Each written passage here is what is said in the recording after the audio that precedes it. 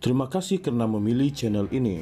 Sebelum kita mulakan video ini, sila pertimbangkan untuk menekan butang like, share, dan subscribe, dan aktifkan butang lonceng Anda agar Anda sentiasa mendapat info-info percuma pada setiap hari dari channel kami. Dan tinggalkan komen Anda karena komen Anda amatlah dihargai. Terima kasih. Bekas Ketua Hakim Negara Tengku Maimun Tuan Mat menegaskan isu integriti Badan Kehakiman tidak wajar dijadikan perdebatan antara dua atau lebih pihak. Sebaliknya, kata Tengku Maimun, ia perlu dinilai berasaskan fakta dan rekod sebenar.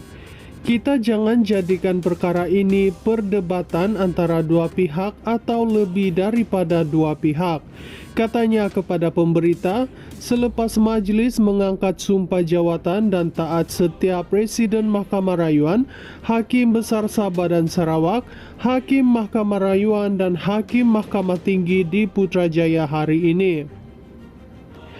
Tengku Maimun berkata demikian ketika diminta mengulas secara dakwaan mengenai wujudnya campur tangan dalam institusi kehakiman.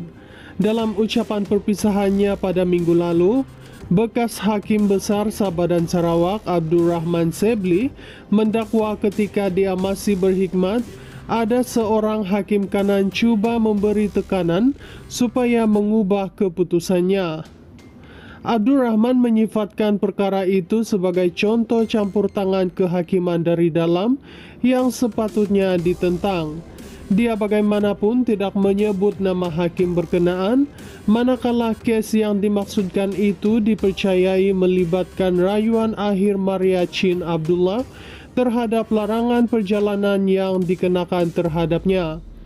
Dalam kes tersebut, salah satu isu yang dicabar oleh Maria ialah klausa pengecualian ouster clause dalam akta imigresen yang melarang semakan kehakiman terhadap sebarang keputusan dibuat melalui akta itu. Abdul Rahman mengetuai keputusan majoriti 4-3 yang mengekalkan klausa tersebut, manakala Tengku Maimun mengetuai keputusan minoriti yang menolaknya. Menurut Abdul Rahman, tekanan untuk mengubah keputusan tersebut muncul selepas dia mengedarkan draft penghakiman kepada hakim-hakim lain dan hakim sangat kanan terbabit didakwa memberitahu bahawa dia membuat keputusan yang salah. Mengulas lanjut dakwaan itu, Tengku Maimun sebaliknya berkongsi data prestasi Mahkamah Persekutuan sebagai bukti bahawa Badan Kehakiman di Malaysia berfungsi secara bebas dan berlandaskan undang-undang. Sejak 6 tahun lalu, Mahkamah Persekutuan membuat penghakiman dalam 19 kes melibatkan pelbagai isu berkaitan undang-undang perlembagaan. Daripada 19 kes tersebut, saya menulis atau berbeza pendapat dalam 5 kes. Berdasarkan statistik, 5 daripada 19 mewakili kira-kira 25% daripada penghakiman yang berbeza pendapat, katanya.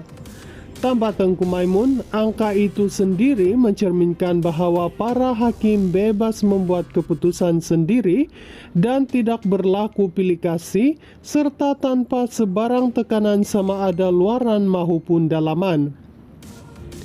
Jika saya ada sebarang pengaruh ke atas penghakiman mereka, tentu sekali saya tidak akan berbeza pendapat dalam 5 daripada 19 kes tersebut, terutamanya yang melibatkan undang-undang perlembagaan, ujarnya. Sementara itu, Abdul Rahman yang ditemui media berkata dia tidak berasa bimbang dengan sebarang tindakan yang akan dikenakan kepadanya ekoran dakwaan dibuat itu. Saya tidak khawatir, saya cakap yang betul, katanya ringkas. Malah, ketika ditanya kenapa baru sekarang perkara itu didedahkan, Abdul Rahman berkata kerana dia berpendapat kini adalah masa yang sesuai untuk berbuat demikian.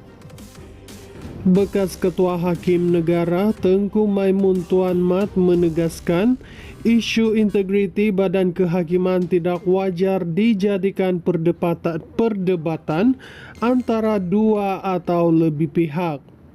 Sebaliknya, kata Tengku Maimun, ia perlu dinilai berasaskan fakta dan rekod sebenar. Kita jangan jadikan perkara ini perdebatan antara dua pihak atau lebih daripada dua pihak, katanya kepada pemberita selepas majlis mengangkat sumpah jawatan dan taat setia Presiden Mahkamah Rayuan, Hakim Besar Sabah dan Sarawak, Hakim Mahkamah Rayuan dan Hakim Mahkamah Tinggi di Putrajaya hari ini. Tengku Maimun berkata demikian ketika diminta mengulas secara dakwaan mengenai wujudnya campur tangan dalam institusi kehakiman. Dalam ucapan perpisahannya pada minggu lalu, bekas Hakim Besar Sabah dan Sarawak Abdul Rahman Sebli mendakwa ketika dia masih berkhidmat, ada seorang hakim kanan cuba memberi tekanan supaya mengubah keputusannya.